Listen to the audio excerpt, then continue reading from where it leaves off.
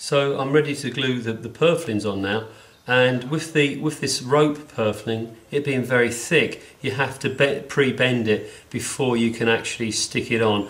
And really you need to bend that as accurately as you possibly can, so that it will eliminate the possibility of any gaps once that's glued on.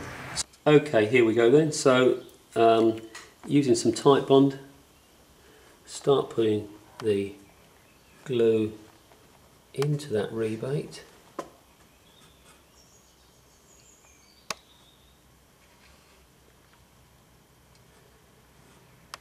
And that and the purfling will be held in place whilst the glue dries by pieces of masking tape.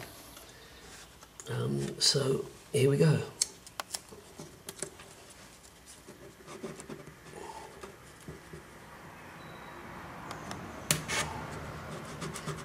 So what you've got to do is push the purfling down so that it's sitting firmly on the soundboard, and then use the tape to pull it across into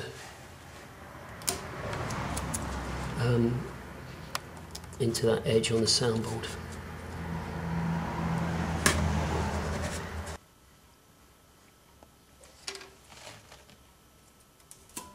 And I get my masking tape from my masking tape tree here, the tree of masking tape. No good having it on a roll. You need to pre-cut it. Okay, so I'm getting to the waist now, and really you want to make sure that the waist is pulled down really nicely. The waist is really a focal point when people look at the instrument, and if there are any gaps there, your eye is going to be drawn immediately to it. So I use plenty of tape around the waist, and what I do is cut the tape into these narrow strips. Much easier to apply pressure.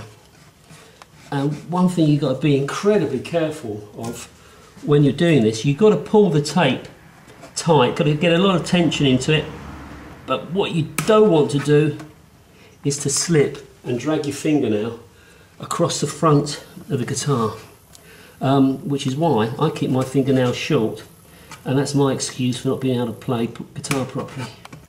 Okay, so the first piece of purfling is glued on, lots of tape to hold it down to make sure that it's right up against the edge of the rebate. Going to have to leave that now for a good few hours, and then the second piece will go on. Similar process. The only thing with that second piece is at the bottom here, you've got to cut the joint really well, so that the pieces of rope match as they go in opposing directions. So that's really the only challenge with this this second piece. Okay, so I've got the two pieces of rope purfling. They've been glued on, and the next step is then to put the bindings on. I've already glued one piece of the binding on this side, so I'm going to do the second piece now. You can see that the piece of material has been bent, and that's been bent in exactly the same way as I bend the sides.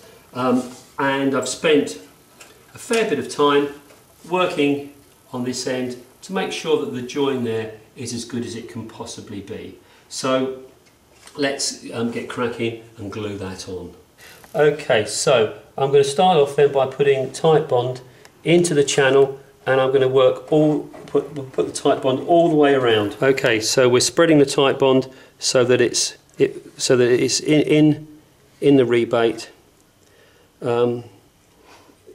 Should have plenty of time to get the glue all the way around. It looks a little bit messy at this stage, but don't worry about that. Great thing about Titebond is that it does clean up nicely. So that's in place. Now the binding, important part is the joint, so I'm going to push that up there. So I'm going to tack that in place with some masking tape and make sure that it's held firmly so that it can't move. So that's one piece of tape, and then really all I'm doing is putting some masking tape round in some sort of key points, because it's not the masking tape which is going to hold it down whilst it's being glued. Okay, so this then is the really traditional method of putting bindings on, using this black